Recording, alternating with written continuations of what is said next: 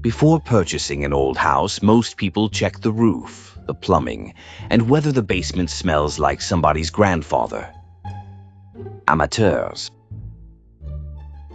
At the Pizzaverse Historical Home Inspection Service, we inspect the things Zillow conveniently forgot to mention. Like, was anybody mysteriously murdered here? Does the attic contain unexplained footsteps? Has the phrase "unsolved since 1912" appeared anywhere in the property history? And most importantly, why is that bedroom door opening by itself? Our deluxe inspection includes a complete structural examination, a historical record search, one extremely nervous guy with a flashlight, and our patented Nope-O-meter, scientifically designed to determine exactly how quickly you should get the hell out. Buying a charming century-old farmhouse, beautiful hardwood floors, original molding, 8 previous owners who all refused to discuss the upstairs. Congratulations. You may qualify for our absolutely not package. For an additional fee, we'll even inspect the basement. We don't want to. But apparently somebody has to. Pizzaverse Historical Home Inspection Service. Because sometimes original 1912 features is not the selling point the realtor thinks it is. And now, lock the doors, check the windows, and maybe leave the hallway light on. Because we're heading to Villisca, Iowa. This is the Villisca Axe Murders.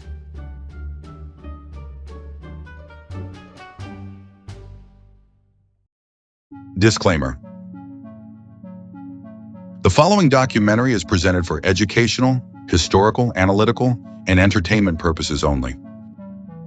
We are discussing a real unsolved murder case, which means this is not the time to start pointing at random dead people, distant relatives, former neighbors, or somebody's great-great-grandfather and yelling, "That's the guy!" No statement in this documentary should be interpreted as a formal accusation against any living individual. Any suspects, theories, mercenaries, investigators, witnesses, clergy, drifters, politicians, businessmen, possible serial killers, and assorted early 1900s characters discussed here are presented according to historical records, published reporting, documented investigations, court proceedings,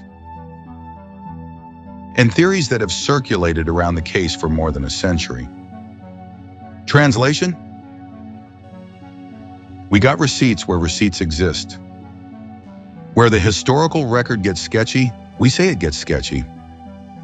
And where somebody decided to build an entire theory out of rumor, vibes, and one suspicious mustache, we will also be mentioning that. This documentary does not glorify violence, sensationalize the victims, or treat the Villisca murders like some kind of paranormal amusement ride. 8 people lost their lives.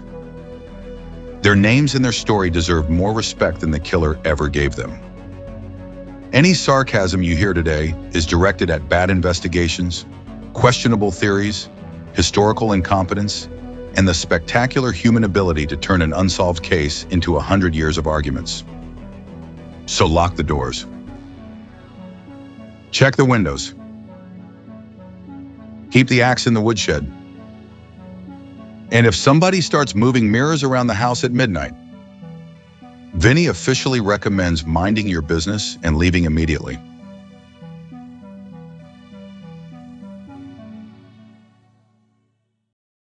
The Villisca Axe Murders. 8 victims, 1 house, a killer who vanished into history. a Pizzaverse Studios documentary. A Palermo Productions original. Written and produced by Bambi Palermo. Narrated by Vincent Vinny DiPrio. Presented by Bambi Palermo and the Pizzaverse. Villisca, Iowa. June 9th, 1912. It was the kind of small American town where everybody knew everybody. Church was part of community life, and the idea that one ordinary house could become the center of one of the most disturbing unsolved crimes in American history would have sounded impossible. Until morning came. That Sunday evening, Josiah and Sarah Moore attended a Children's Day program at the local Presbyterian church with their 4 children, Herman, Mary Catherine, Arthur, and Paul. 2 young sisters, Lena and Ina Stillinger, went home with the family to spend the night. 8 people entered the Moore house that evening. 6 of them were children. Sometime during the night of June 9th into the early hours of June 10th, while the household slept, someone entered that home. By morning, all 8 were dead. The weapon was an axe belonging to Josiah Moore, later discovered inside the house. And then came the part that would haunt Villisca for more than a century. Whoever committed the murders disappeared. No definitive identification. No final conviction. No answer that has ever closed the case. Instead came suspects. Rumors. Confessions. Trials. Accusations. Competing theories. And enough investigative chaos to make modern detectives reach backward through time and scream, "Could everybody please stop touching the crime scene?" One suspect, traveling minister George Kelly, was eventually prosecuted, but he was not convicted, and the murders remain officially unsolved. More than a century later, the little Iowa house is still standing.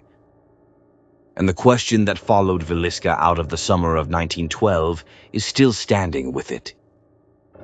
Who walked into the Moore house that night? And murdered 8 people while they slept?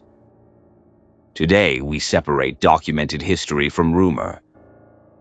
We examine the victims, the crime scene, the investigation, the suspects, the theories, and the mistakes that may have allowed one of America's most infamous killers to disappear forever. Because this isn't just the story of an old house people now call haunted. Before the legends, before the ghost stories, before Villisca became a destination for paranormal tourism, there were 8 real people whose murderer was never brought to justice. This is the Villisca Axe Murders. And this is the Pizzaverse. We don't rewrite history. We excavate it.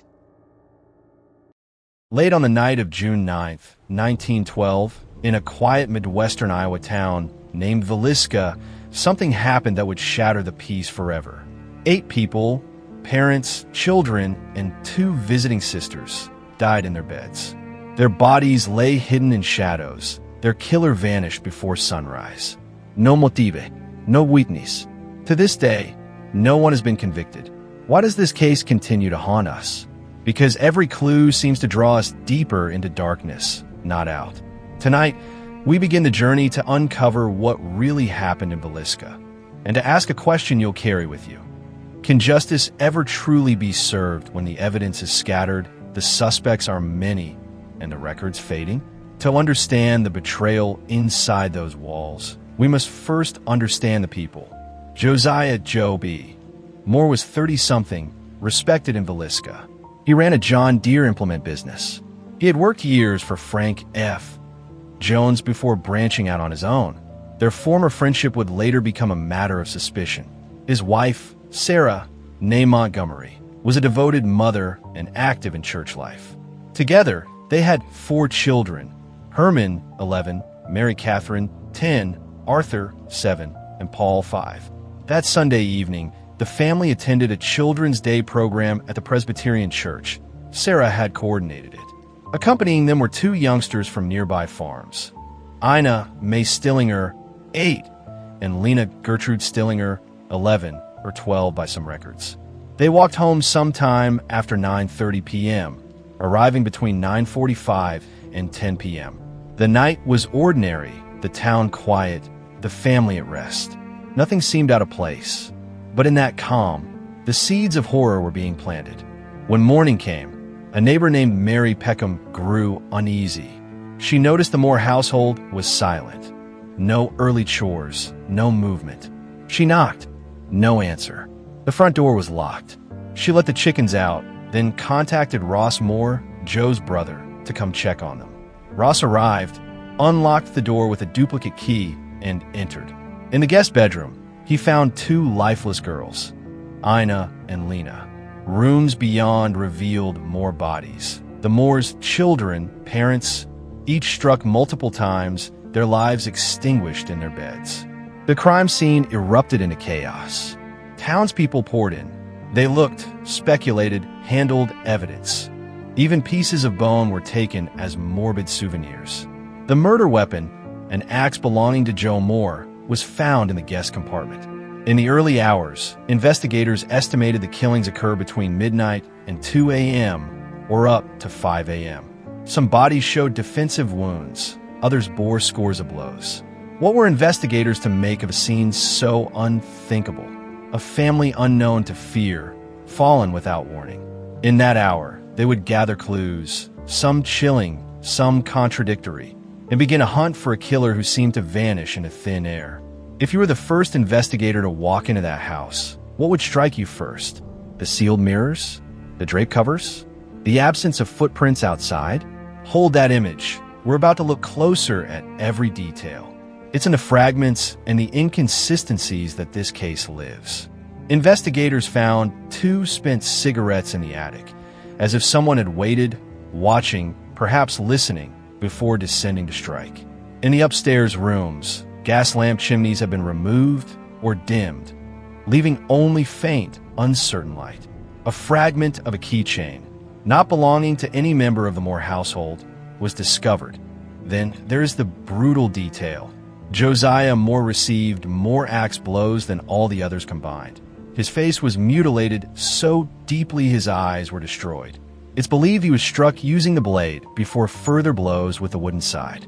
The ceiling above his bed bore a gouge. The killer may have lifted the axe so high as to push into the ceiling. Yet, curiously, J.B. Moore's wallet, with cash inside, was found untouched. The motive of theft seems absent. Mirrors throughout the house were covered, clothing or fabric draped over them. Why? What does one do with mirrors in a house after extinguishing life? These clues are faint whispers. We can't yet claim they point to one person, but they draw boundaries around possibility. Someone who knew the house, someone confident in the dark, someone who wanted to exert control. Which piece of evidence moves you? The attic cigarettes, the broken lamp, the keychain fragment, or the covered mirrors? Keep your answer in mind as we press forward. Night gave way to confusion. The early investigation was hurried, underprepared, and hampered by mistakes. The coroner arrived late, failing to record detailed initial notes. The town marshal allowed score of onlookers to enter the home before securing the scene. Many walked through rooms, picked up the axe, touched the bodies. Bloodhounds were brought in, but their scent trail was lost, muddied, likely by crowds and commotion. Out in the countryside, posses scoured farmland, woodlets, barns, but nothing credible emerged. At a grand jury inquest the next day, June 11th, investigators interviewed 13 people, but no witness definitively placed anyone in or around the house between midnight and early morning. One man, a federal criminologist, suggested that insiders might have been involved, that someone from Villisca knew the family, the rhythms of the house. But townspeople, proud and defensive, quickly branded him drunk and chased him out. Already, suspicion and resentment mingled with grief. The more investigators probed, the more they stirred community nerves. If you were an investigator in 1912, with limited tools, how would you begin to narrow suspects? Would you start by asking who knew the family best, or who stood to gain something? Your logic might differ from 1912's, but that's exactly the tension we carry as we move forward. Between now and dusk, this house will become a battleground of memory and theory. Suspects will emerge, some plausible, some bizarre. A traveling preacher, a business rival, a wandering killer, a local man with a grudge. Trial will follow, confessions will be made and recanted. Witnesses will differ, motives will clash, and new theories, decades later, will seek to tie Villisca to murders across the continent. To understand who might have done this, we must look deeper, not just at the cold facts, but into human motives, fear, resentment, desperation. We'll trace each suspect's history, examine their possible connections, and see who falls under the harsh light of scrutiny. But before we go on, I want to hear from you. Based on what we've seen so far, who do you lean toward? Someone inside the town or someone passing through? Which piece of evidence feels most telling to you? Leave your theories below. We may revisit and weigh them later in the series. Stay with me. The next hour will push us closer to the center of this mystery and demand you reconsider what you assumed. At the edge of Iowa, nestled between rolling fields and a web of dusty rails, a town where everyone knew each other's names, where church bells marked the rhythm of the day, and where no one locked their doors because danger simply wasn't supposed to exist here. Sunday, June 9th, 1912.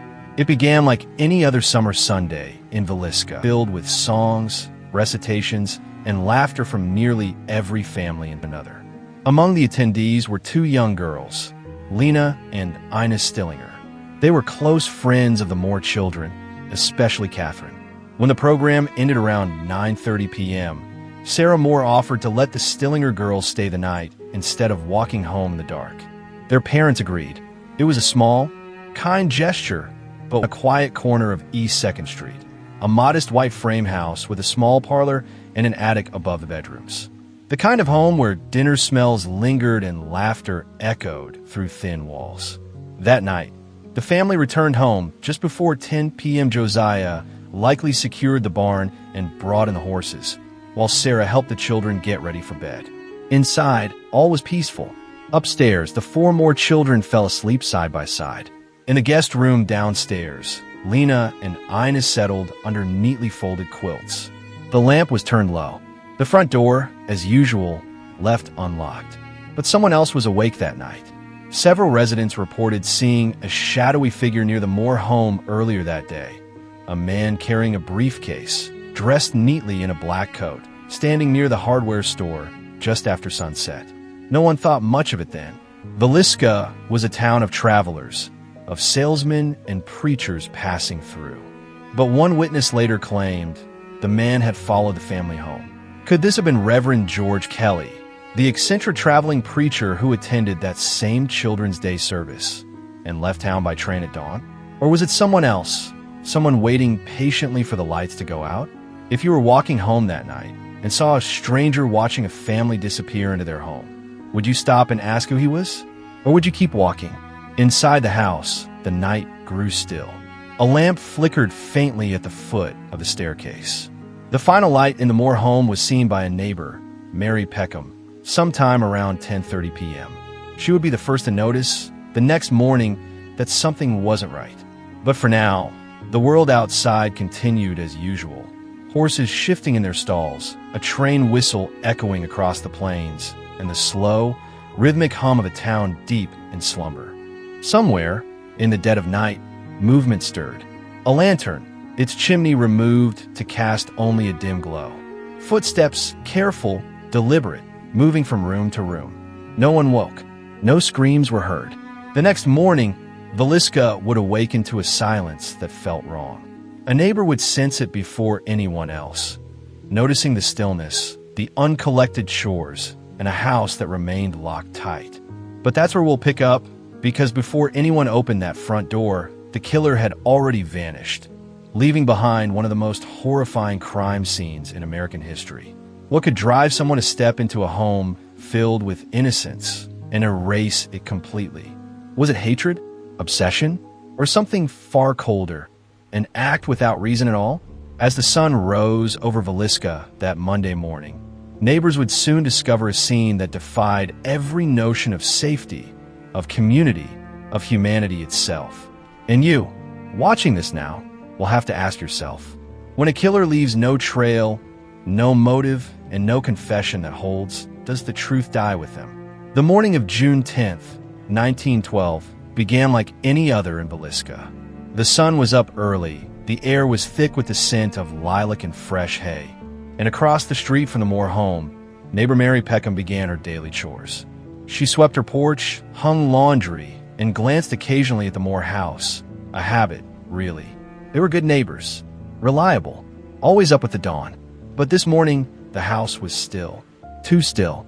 By 7 a.m., there was no sign of Josiah Moore in his yard. The horses hadn't been fed. No children's voices drifted through the open windows. Not even the sound of Sarah bustling about the kitchen. Mary walked closer, calling softly, "Sarah?" No answer. She tried the door. Locked. That was unusual. The Moores never locked their doors. Mary waited a moment. Then she stepped back and decided to contact Josiah's brother, Ross Moore, who owned a nearby store. Within minutes, Ross arrived, neatly dressed, concerned but calm. He knocked. No answer. He called through the windows. Silence. What would you do in that moment, when the ordinary suddenly feels wrong? Would you keep knocking or walk away and try to forget the feeling rising in your chest? Ross used his spare key to open the front door. The air inside was heavy, unmoving. Dim light seeped through the curtains. He stepped inside and called out again. Nothing. The parlor was neat, untouched. He turned toward the guest room. That's when he saw them. 2 bodies beneath a blanket. Blood splattered on the wall. It was Lena and Ina Stillinger. Ross staggered back, calling for Mary to fetch the marshal. What he saw that day would haunt Villisca for generations. Because when Sheriff Hank Horton arrived minutes later, he stepped into one of the most gruesome crime scenes the Midwest had ever known. 8 people, all dead, each killed in their sleep. Josiah Moore to a theory. One paper called it Iowa's House of Death. Another claimed the killer was a mad butcher traveling by train. But police struggled. There was no motive, no footprints, no eyewitnesses, only speculation. Then something odd emerged. Just weeks earlier, in nearby towns, Ellsworth, Kansas, and Paola, Kansas, entire families had been murdered in their sleep, killed by an axe. Faces covered, lamps adjusted to dim light. Sound familiar? Could Villisca's killer have been part of a larger pattern? A traveling murderer moving by train from town to town? Would you believe in coincidence or a serial hand behind the curtain? As days turned to weeks, Villisca was no longer the same town. Doors were locked, windows nailed shut. Families kept lamps burning through the night. Men carried weapons to bed. Children whispered about ghosts. Fear had rooted itself deep in the soil of Villisca. The murder house stood quiet, the air thick with questions and an unease that would linger for generations. The investigation had begun, but answers were nowhere to be found. And as the years passed, suspects would rise and fall. Ministers, drifters, even respected townsmen. But none would bring closure. The Moore home became more than a crime scene. It became a wound, one that refused to heal. And so the question remains, was the killer a stranger passing through the night? Or was he someone the town knew? Someone they'd spoken to in church? Someone still watching from the shadows? By late summer of 1912, Villisca had changed. A once peaceful town of church picnics and open doors now lived under a shadow. Everyone had theories. Everyone had someone to blame. The murders of the Moore family and the Stillinger girls had become a national obsession, and the hunt for a killer turned into something darker, a hunt for someone to blame. In a town as small as Villisca, gossip spreads faster than the truth. Neighbors began looking sideways at one another, at the quiet store clerk, the traveling salesman, the stranger at the depot. Every peculiar glance, Every odd word became evidence, and soon, the rumors found a target. The first major suspect was Reverend George Jacqueline Kelly, the traveling preacher from England who had attended the Children's Day program at the Moores Church the night before the murders. Kelly was peculiar, small-framed, nervous, and intensely religious. He claimed to receive visions from God, but what unsettled people most wasn't his sermons. It was his behavior. He'd often send inappropriate letters to women, boasting of his special mission from the Lord. And after the Villisca murders, he showed an unusual interest in the case. He even wrote letters to investigators, describing details that had never been released to the public. How could he have known those details? Was it divine revelation or a slip of guilt? On the morning after the murders, Reverend Kelly boarded a train at 5:19 a.m., just hours after the killings. A couple on that same train later testified that Kelly told them 8 souls had been butchered in Villisca that night. The problem? The murders weren't yet public knowledge. Was this the confession of a killer who couldn't hold his secret, or the ramblings of a disturbed man who simply wanted attention? Months later, Reverend Kelly returned to Villisca uninvited. He claimed God had instructed him to revisit the scene. He wandered the streets, asking locals about the murders. He even posed as a journalist, questioning residents and police. Eventually, investigators grew suspicious. Under pressure, Kelly confessed. He described the killings in graphic detail, claiming voices from heaven had ordered him to slay the children of sin. But when questioned again, he recanted. He said the confession was forced, that the officers had intimidated him for hours. So which was it? A guilty conscience or a man broken by fear and mental illness? While the nation fixated on the preacher, some Villisca locals whispered about a different suspect, a man of influence, money, and political power. Frank F. Jones. He was a respected businessman, a state senator, and Josiah Moore's former employer. Before Josiah opened his own store, he'd worked for Jones. But their relationship soured when Josiah took a major account and several employees with him. Rumor had it, Jones swore revenge. When tragedy struck, tongues wagged. Did Senator Jones hire someone to do the unthinkable? A hitman, perhaps. Someone like William Blackie Mansfield, a known drifter with a violent past. Mansfield had worked on the railroads, traveling from state to state, often near towns where eerily similar axe murders occurred.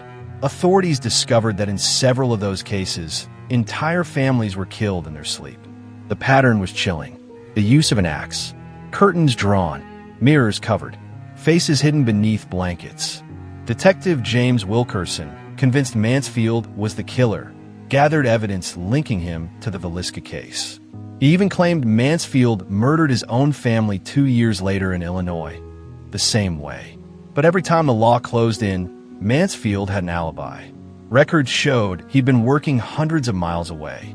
Was Wilkerson chasing justice or chasing ghosts? By 1913, newspapers across the Midwest began connecting the dots. The Villisca axe murders weren't an isolated event. From Colorado to Illinois, from Kansas to Iowa, a string of nearly identical murders haunted small towns. The press coined the term the Midwest Axeman, but no one could prove the crimes were connected. Could one man truly have done it all? Or was this fear itself, spreading like a contagion through the heartland? Then came another name, Henry Lee Moore, no relation to Josiah. A railroad worker, convicted axe murderer. In 1912, just months after Villisca, Henry was arrested for killing his mother and grandmother with an axe. His motive? Inheritance. But when detectives reviewed his travel records, they realized he'd been in many of the same regions as the unsolved axe murders. Some investigators were certain he was the link, the phantom tying it all together. But evidence was thin, too thin. Was Henry Lee Moore a lone psychopath, or a convenient scapegoat for a country desperate for answers? By now, Villisca was tearing itself apart. Accusations divided neighbors, churches, and families. One side believed in Reverend Kelly's guilt. Another swore Senator Jones orchestrated everything. And still others said the real killer was long gone, a faceless shadow on the rails. In the end, it wasn't just 8 people who lost their lives that night. It was a whole town consumed by fear, paranoia, and unanswered questions. Years passed. Investigations stalled. Files grew cold. But the whispers never stopped. Every generation in Villisca would ask the same question. Who killed the Moors? Was it the preacher, driven by madness? The senator, driven by vengeance? Or a stranger, driven by something darker than either? Sometimes, the truth doesn't die with the victims. It dies with the fear of knowing it. By 1916, 4 long years after the Moore family and Stillinger girls were found butchered in their beds, Villisca was still bleeding from a wound that refused to heal. The town's spirit had been fractured by fear, divided by rumor, and scarred by the failure of justice. And then, the courts reopened the case. After years of dead ends, the authorities made their move against the man who'd haunted headlines since the very beginning, Reverend George Jacqueline Kelly. The state of Iowa charged him with the murder of one of the Stillinger girls, Lena, just 12 years old. Prosecutors believed his disturbing fascination with the case, his strange letters, and his so-called confession made him their best chance at justice. But there was a problem. Much of the evidence against Kelly was circumstantial. The defense argued that Kelly was mentally unstable, a man battling psychosis, not malice. They said his confession had been coerced during a sleepless, day-long interrogation. And perhaps most compelling, they had proof that Kelly had left town before the killings could have occurred. If you were on that jury, what would you believe? A preacher tormented by guilt? Or a paranoid, innocent man broken by the weight of accusation? After hours of deliberation, the jury reached its verdict. Not guilty. The Reverend walked free. And once again, Villisca was left without answers. But behind closed doors, some believe the trial had never stood a chance, because powerful men didn't want it to. Detective James Wilkerson, the private investigator obsessed with the case, claimed that Iowa's political elite, including State Senator Frank F. Jones, had worked tirelessly to keep their names out of court. Wilkerson accused Jones of hiring Mansfield, the drifter, to kill Josiah Moore, motivated by jealousy, business rivalry, and humiliation. He claimed Jones's influence reached deep, from law enforcement to the press, ensuring the case stayed just far enough from the senator's doorstep. But Wilkerson had no solid proof, only suspicions, connections, and a growing list of enemies. And yet, you can't help but wonder if a man powerful enough to control the law wanted something buried. How easily could it vanish from history? As the trials dragged on, the media turned Villisca into a spectacle. Reporters flooded the tiny town. Headlines screamed phrases like "the killer preacher" and "Iowa's House of Horror." But the sensational coverage came with a price. The truth was drowned beneath entertainment. Each article offered new villains, new motives, and new conspiracy theories. Some papers even claimed the murders were part of a traveling cult. Others hinted at government cover-ups. The real story, the human tragedy, faded behind the noise. When does journalism stop informing and start exploiting? While the courts debated theories and the papers sold stories, the families of the victims were left to pick up the pieces. Josiah's brother Ross became the reluctant caretaker of the Moore home. He avoided the property, rarely speaking of it.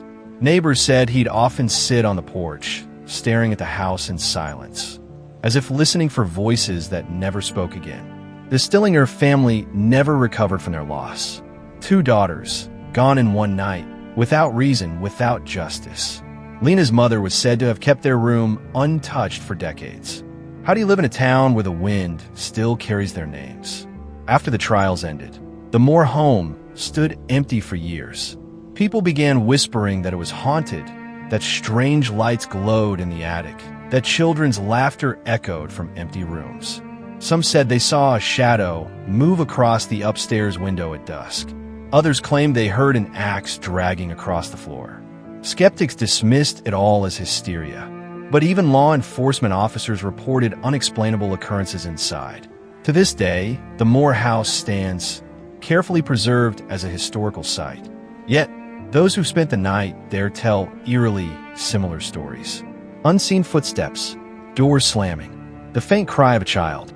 Coincidence, or something that refuses to rest. By the 1920s, most of the investigators, suspects, and witnesses had passed away. The case files gathered dust. No one was ever convicted. The Villisca axe murders officially remain unsolved. But in truth, the mystery didn't end with the evidence. It became something greater. A reflection of human fear, of the unknown that hides behind every neighbor's smile. Why do we fear the dark? Because of what's inside it? Or because we might never find out? Over a century later, Villisca remains frozen in time. Tourists walk the same floors where the Moors once lived. Ghost hunters record voices they swear are real. And locals still lower their voices when passing by the house after dark. But perhaps the real haunting isn't inside the house at all. It's in the collective memory of a community that never found peace. It's in the faces of those who still wonder, did the killer live among us? Do we let them walk away? And maybe that's why the story endures. Not because of the horror, but because it reminds us that evil often hides behind the ordinary. The Villisca axe murders remain one of the most disturbing unsolved cases in American history. A story of faith and fear, of truth and silence. More than a century later, the case still divides investigators, historians, and believers alike. Each theory brings us closer to understanding, but none bring us peace. So, I'll ask you one final time. Who do you believe killed the Moors? Was it madness? Power? Revenge? Or something far darker? Something that still lingers on the edge of history? Share your thoughts in the comments below. Your voice is part of keeping their story alive. Part of ensuring that even in silence, the truth is never forgotten. In memory of the Moor and Stillinger families, may their story never be forgotten. Behind every unsolved mystery is a story that matters. More than a century later, the house still stands. The rooms are quiet. The town moved forward. But the question never did. Who killed the Moore family and the Stillinger sisters? Was it someone they knew? A stranger passing through? A man connected to another series of crimes? Or did the answer disappear into the darkness of June 1912 along with the person who committed them? We may never know. And that is what makes Villisca so unsettling. Not the ghost stories. Not the overnight tours. Not the legends that grew around the house. The truly disturbing part is much simpler. 8 people were murdered. 6 of them were children. And nobody was ever definitively held responsible. Cases like Villisca remind us how fragile justice can become when evidence is contaminated, rumors spread faster than facts, and an investigation begins before modern forensic science even exists. Once the trail goes cold, history starts filling the silence. Theory becomes folklore. Folklore becomes legend. And eventually, the crime itself risks becoming entertainment, while the victims slowly disappear behind it. So before we close this case file, remember their names. Josiah Moore. Sarah Moore. Herman Moore. Mary Catherine Moore. Arthur Moore. Paul Moore. Lena Stillinger. Ina Stillinger. They were not characters in a haunted house story. They were people. And whoever entered that house in 1912 took more than 8 lives. They left behind a mystery that America has been trying to solve ever since. Maybe one day some forgotten document, overlooked record, or new piece of historical evidence will finally give Villisca an answer. Until then, the house remains. The mystery remains. and somewhere inside more than a century of evidence, testimony, rumor, and contradiction, the truth is still buried. If you enjoyed this deep dive into one of America's most disturbing unsolved mysteries, make sure you subscribe to Bambi Palermo and the Pizzaverse. Around here, we dig into hidden history, organized crime, psychology, strange legends, dark stories, and the cases that refuse to stay buried. And if you think you know who was responsible for the Villisca axe murders, drop your theory in the comments. George Kelly, William Mansfield, a traveling killer, someone much closer to the Moore family? Or is the truth sitting somewhere in a dusty record nobody has connected yet? Just remember, bring evidence. Because around here, I saw some guy on TikTok say it is not a historical source. Vinny will throw that evidence folder directly out the damn window. And most importantly, thank you to the real ones. To everybody who watches, comments, shares the documentaries, supports the channel, and keeps showing up for these deep dives, thank you. Every view helps us keep digging.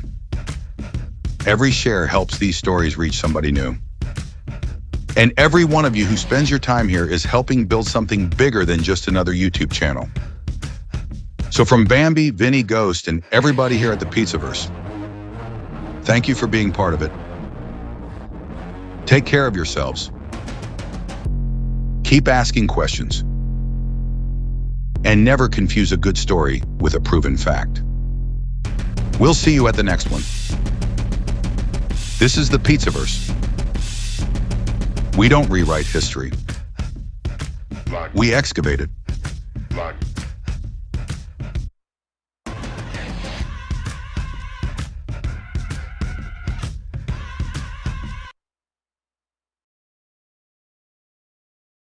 Are you here with us right now?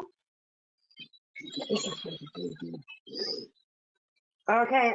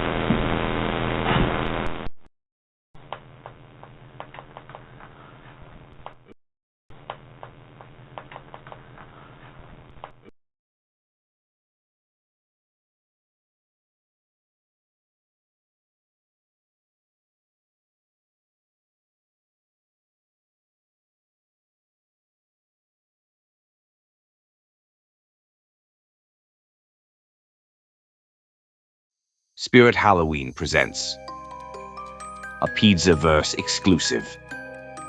The Vegas Valley Community Watch costume. This Halloween.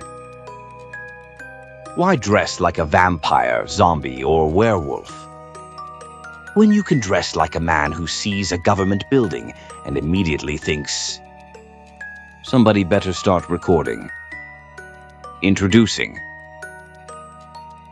the Vegas Valley Community Watch costume. Perfect for sidewalks, live streams, parking lots,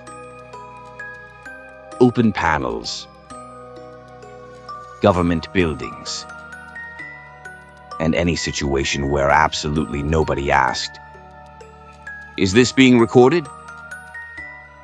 Because with this costume, the answer is always yes. Included in the deluxe package, one oversized camera of constitutional authority. Simply point it at absolutely anything, and immediately begin explaining your rights. Sidewalk? Film it. Police cruiser? Film it. Security guard? Definitely film it.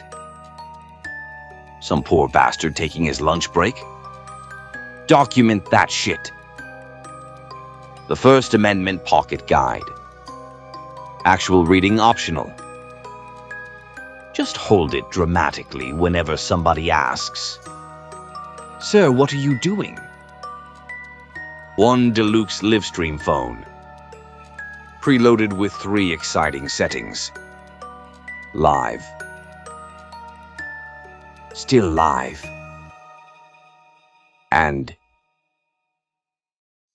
why the hell are we still live? Battery life. 7 minutes. Live stream duration. 4 hours and 37 minutes. The VVCW Open Panel Starter Kit. Invite 5 people onto the panel. Allow everyone to speak simultaneously. Understand absolutely nothing. Then announce, one at a time, before immediately interrupting somebody yourself. Authenticity guaranteed. The Resurrecting the West Cowboy Kit. Includes absolutely no horse, no cattle, no ranch, no tumbleweeds, just Wi-Fi, a camera, and enough YouTube notifications to make Wyatt Earp rise from the grave and hit unsubscribe. The Community Watch Periscope. Perfect for detecting suspicious activity from up to 300 yards away. Suspicious activity includes police, security, government employees, locked doors, unlocked doors, people asking questions, people refusing to answer questions, and Dave from accounting walking to his Honda Civic. We got him! Also included, the emergency, I know my rights button press whenever the conversation becomes inconvenient. I know my rights. Press again. This is public property. Press a 3rd time. Chat, did you guys see that? Yes, the chat saw it. The chat has been watching for 3 goddamn hours. The Mobile Donation Command Center, because constitutional activism apparently requires excellent cellular service. Featuring convenient buttons for support the channel, keep us on the road and the premium. Somebody please pay for another battery. The comment section deputy badge. Congratulations, you watched 2 live streams. You are now apparently qualified to interpret constitutional law, police procedure, civil litigation, municipal codes, and the entire United States Supreme Court. Harvard. Waste of money. YouTube comments got you covered. Bonus accessory. The government employee. Translator employee says, "Can I help you?" Translator. "They're trying to violate my rights." Employee says, "The office closes at 5. Translator. Tyranny. Employee says, "Have a nice afternoon." Translator. Chat. "Did you hear the attitude?" Absolutely revolutionary technology. Warning. Extended use of the Vegas Valley Community Watch costume may result in compulsive recording, dramatic sidewalk pacing, spontaneous constitutional lectures, open panels that should have ended 2 hours ago, and referring to complete strangers as chat. Do not operate heavy machinery while reading livestream comments. Do not attempt to audit a Spirit Halloween employee. They are 17 years old, they do not control corporate policy, and they definitely do not know why the fog machine stopped working. This Halloween, stand up for your rights. Record everything. Go live. Stay live. Remain live considerably longer than necessary. And when somebody finally asks what the hell is happening, look directly into the camera and say, "Chat, you seeing this?" The Vegas Valley Community Watch costume, a Pizzaverse exclusive. Available at participating Spirit Halloween locations, right next to the body cameras, ring lights, and people who haven't logged off since Tuesday. Spirit Halloween, because sometimes the scariest sentence in America is, "Guys, we're going live."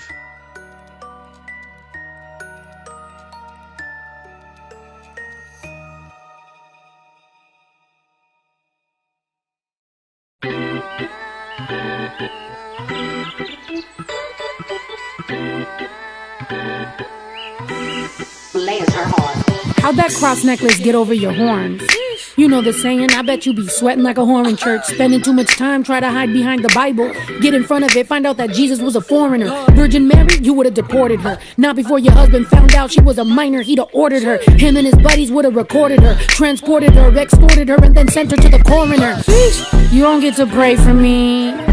You won't bless your heart out of this one. I know that your hate runs deep. God is probably tired of getting name dropped by fake Christians. You don't get to pray for me. You won't bless your heart out of this one.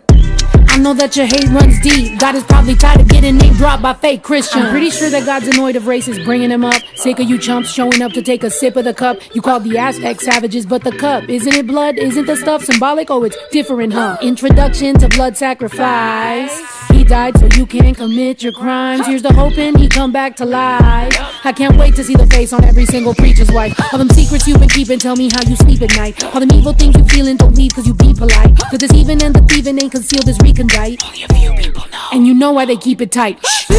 You don't get to pray for me. You won't bless your heart out of this one. I know that your hate runs deep. God is probably tired of getting name dropped by fake Christians. You don't get to pray for me. You won't bless your heart out of this one. I know that your hate runs deep. God is probably tired of getting name dropped by fake Christians. Weaponized all of it, don't know what a proverb is. Cherry picking Bible scripts, oh my God. Arrogance, lying in the Lord names ain't honoring. Pride leading the blind again, oh my God. You must be drunk off the blood of Christ. Or maybe you just back hitting the hooch again. Or back to cosplaying a hooligan. The grip, the cross to get the dollars like what? Now you forgot where you and your hoochie been? You don't get to pray for me. You won't bless your heart out of this one.